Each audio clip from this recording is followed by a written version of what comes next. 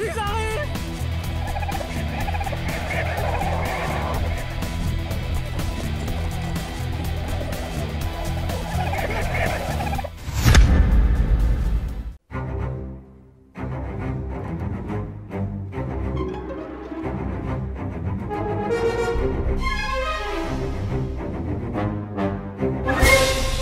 Bonsoir les trilobites, et ça... Ah oui, non mais ça c'est un nouveau décor, vous en faites pas, on n'est pas là pour parler de ça. Mais comme vous l'aurez deviné, grâce à cette magnifique intro qui mériterait un Oscar, on est là pour parler des plus grands prédateurs que la Terre ait jamais portés. Je veux parler d'une créature qui aurait pu exterminer l'humanité d'un seul coup de griffe si elle avait voulu. Je veux bien entendu parler du dodo.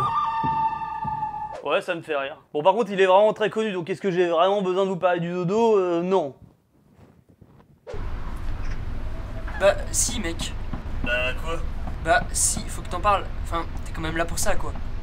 Ouais, c'est vrai.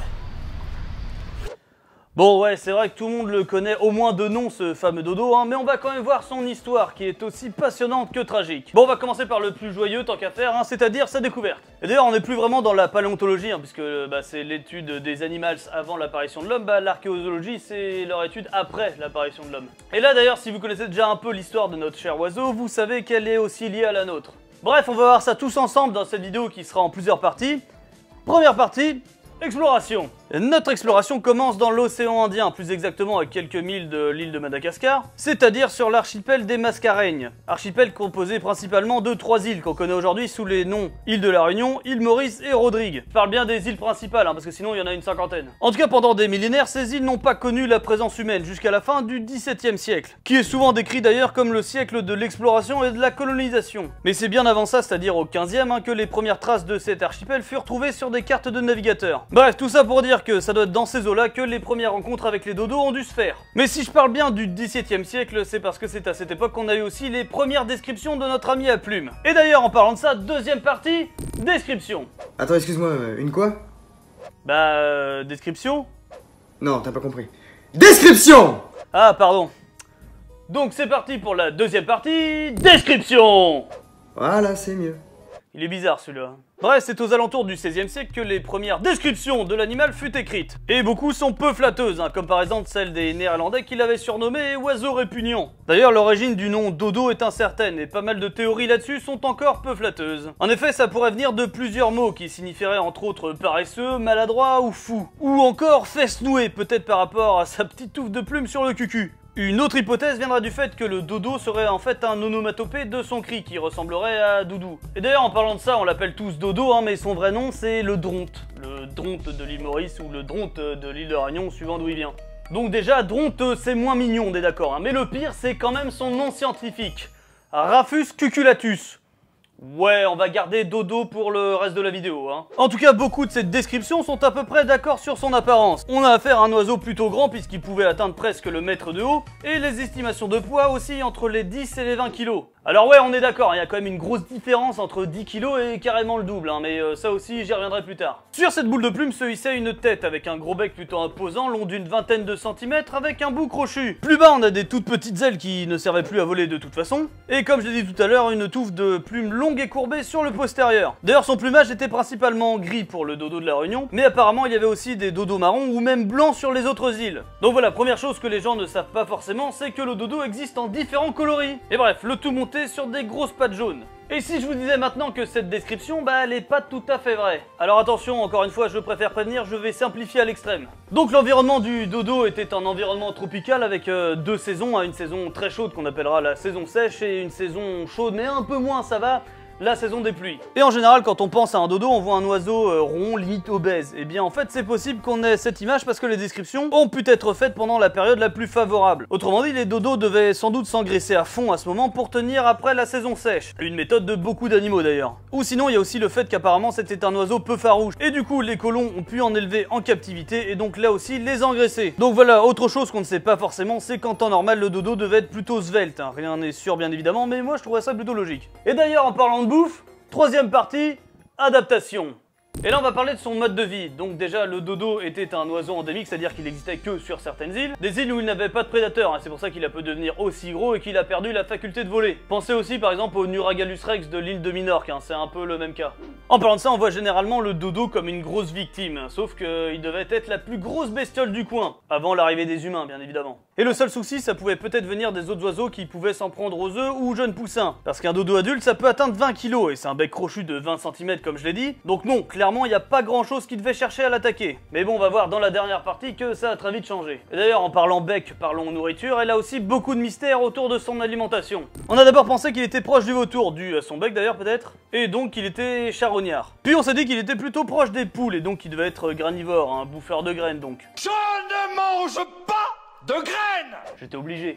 Ou encore que sans doute, comme il était sur des îles, il devait se nourrir de coquillages et autres mollusques. Des travaux plus récents proposaient que les dodos se nourrissaient des graines de tambalacoque, parce que cet arbre s'est mis à se raréfier après la disparition du volatile. Parce qu'en gros, c'est une plante qui a besoin qu'un oiseau digère ses graines pour qu'elle puisse germer.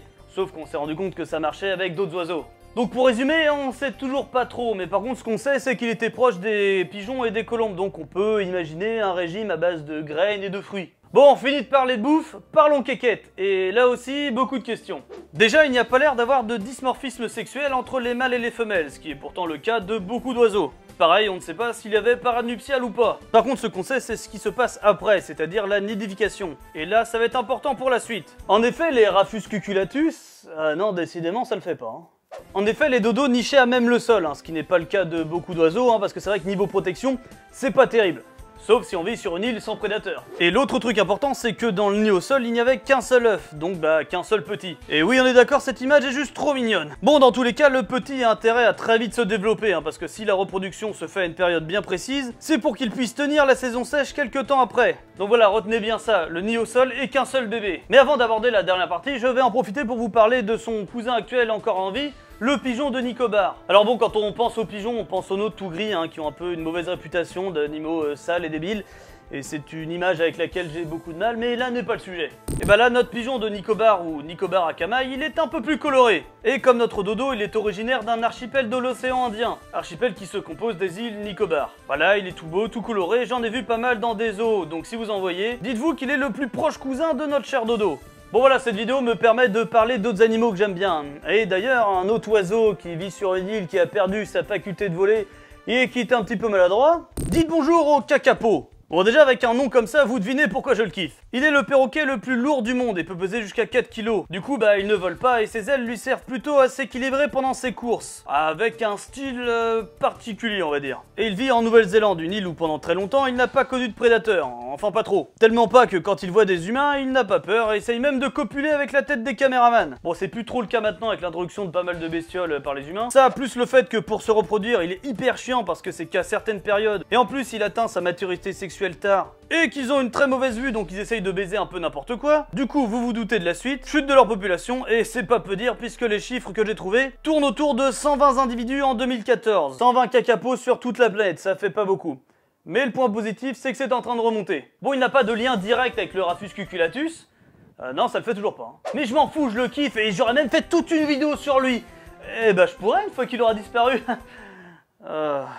Bref, pas de lien direct, hein, mais un oiseau qui vit sur une île sans prédateur, qui a pas peur des humains et qui a perdu la faculté de voler, ça devrait vous rappeler quelque chose. Du coup, maintenant qu'on est dans les trucs pas très joyeux, dernière partie. Extinction. Et oui, parce que s'il est aussi populaire, c'est aussi pour cette raison. Et du coup, voyons le pourquoi du comment. Alors, nos chères boules de plumes devaient vivre pendant des millions d'années tranquilles sur leurs îles, sans doute descendants d'animaux ressemblant à des pigeons. Ils se développèrent comme ça à l'abri des prédateurs jusqu'à ne plus avoir besoin de voler et atteindre leur taille hors norme. Tellement pépère et bien adapté à cet environnement que des récits de voyageurs parlent d'îles qui étaient remplies de ces drôles d'oiseaux. Et chose étrange, ces oiseaux n'avaient pas peur des conquérants, venant même à leur rencontre. Et pour eux, ça tombait plutôt bien, hein, parce que pour certains, ils devaient revenir de plusieurs mois de navigation, et du coup, ils devaient être fortement affamés. Et ce qui devait arriver arriva, ils commencèrent à les déglinguer pour les bouffer, et c'était pratique puisqu'ils ne fuyaient pas. Et avec un peu de chance, ils passaient juste avant la saison sèche, hein, donc comme ça, hop, ils étaient déjà engraissés. Mais bon, d'après les récits de ces voyageurs, il était aussi dit que leur viande n'était pas bonne, d'où le nom d'oiseaux répugnants des Néerlandais par exemple. Mais dans d'autres récits, ils disent par contre qu'ils étaient délicieux, hein. Du coup, conclusion, les goûts et les couleurs, ça marche aussi pour la viande de dodo apparemment. Bref, c'est donc pour ça qu'à partir de sa découverte, sa population a commencé à décliner inexorablement. Et comme l'archipel des Mascareignes était sur la route de nombreux explorateurs marins, bah ça devait être un petit peu la pause casse-croûte quand il y en avait besoin. Donc voilà, ce qu'on pense souvent c'est que c'est la raison principale de l'extinction du dodo, mais c'est pas tout à fait vrai. Parce que les humains qui venaient sur ces îles, bah en fait ils n'étaient pas tout seuls. Ils ont aussi ramené d'autres animaux comme des chiens, des rats, des cochons et des singes. Et vous savez ce que ça bouffe comme bestiole ça? Ouais, un peu de tout, dont des dodos. Enfin, pas les adultes, hein, ils étaient à peu près safe. Mais par contre, les œufs ou les poussins, c'est une autre histoire. Et ça tombe plutôt mal pour eux parce que là aussi, comme je l'ai dit, ils se trouvent directement sur le sol et c'est à chaque fois un seul poussin. En sachant qu'en plus, les dodos ne peuvent se reproduire qu'après une longue période de maturation. Donc on résume, hein, les humains débarquent et commencent à bouffer les adultes, hein, pendant que les chiens, chats, rats, etc. S'occupent des jeunes. Et c'est comme ça qu'en moins d'un siècle après sa découverte, le dodo s'éteint. Et oui, en moins de 100 ans, on est passé d'un animal qui abondait en grand nombre à zéro. Et il a disparu si vite qu'à un moment, on a même douté de sa réelle existence. Et tel un mythe ou une légende, il aura fallu des recherches plus poussées pour reconstituer son histoire. Et c'est comme ça que si je devais faire une dernière partie à cette vidéo, je l'appellerais sacralisation.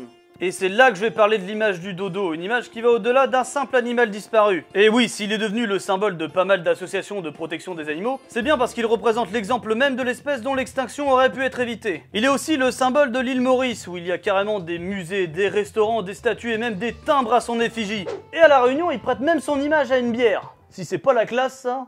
Voilà, même si l'espèce a disparu, le dodo est encore très présent dans l'imaginaire collectif. Déjà par rapport à la symbolique qu'il représente, mais aussi sans doute parce que depuis toujours on en parle comme un animal sympathique, naïf et un peu maladroit. Ça je trouve c'est une bonne chose, hein. Son côté mignon nous fait peut-être un peu culpabiliser et nous rappelle que rien n'est éternel. Même si comme je l'ai dit, il est encore présent, là, dans nos cœurs et dans nos esprits. Transition parfaite pour parler de films et jeux vidéo. Déjà, si on remonte aux années 1800, on retrouve le dodo dans le livre d'Alice au Pays des Merveilles, en tant que personnage important apparemment. Je dis ça parce que j'en savais absolument rien avant de faire cette vidéo, hein, mais je me dis que c'est peut-être ça qui a un petit peu entretenu sa popularité déjà à l'époque. Et c'est comme ça que maintenant on les retrouve par exemple dans L'Âge de glace bien évidemment, où bon pour une fois ils sont pas montrés comme gentils et lents mais un peu concons quand même. Pour les vieux comme moi, vous vous souvenez peut-être d'une série francophone appelée Bête à craquer où l'un des protagonistes principaux est un dodo qui est obsédé par l'idée de voler. Ouais, si vous aussi vous vous en souvenez, bah vous devez vous sentir vieux en ce moment même. Il y a aussi deux dodos dans l'un des épisodes de Nick Cutter et les Portes du Temps, mais je vous en parle pas trop là déjà pour pas vous spoiler si jamais vous l'avez pas vu et parce que oui, je compte bien parler de cette série un jour. Apparemment il est aussi dans Les Simpsons, dans Futurama, dans Oggy et les cafards. En tout cas, ça montre bien la popularité de notre cher dodo. Niveau jeux vidéo, on va juste parler des plus gros, c'est-à-dire dans l'extension Animaux disparus de Zoo Tycoon 2, et bien évidemment dans Ark, où il y en a partout, et quand ton personnage a faim, on comprend un peu les navigateurs du 16e siècle, tant c'est de la nourriture facile. Je dirais presque même que le dodo, c'est un peu l'emblème de Ark, je sais pas ce que vous en pensez. Et sinon, vu qu'on en a déjà parlé de ce jeu dans les commentaires, dans Monster Hunter, l'une des bestioles, le Kulu-Yaku, est inspiré du dodo, enfin surtout sa tête en fait. Ah oui, aussi rien à voir, hein, mais j'aime tellement le dodo qu'à un moment je pensais le faire en tant que logo de la chaîne, mais bon, il représente déjà tellement de choses que bah, j'ai laissé la place au Dilophosaure. Bon voilà, ça va être la fin de cette vidéo sur un super animal hein, que j'avais dit pour fêter un petit peu les 50 000 abonnés et le 40e épisode de Jurassic Truc. J'espère que ça vous aura plu et que vous avez appris des trucs, hein, parce que c'était un peu aussi mon défi, d'apprendre des trucs sur un animal qui est pourtant assez populaire. J'espère aussi que le changement de décor vous a pas trop traumatisé. Trop traumatisé, c'est rigolo à dire. Je voulais aussi remercier Deadwill pour l'intro, Chacha pour le cadrage, Antox et Maté pour leur caméo, et je voulais aussi vous remercier vous d'être encore là malgré mon productivité un petit peu... Bref, je vous dis à la prochaine et j'espère que ça sera pas dans 2 mois.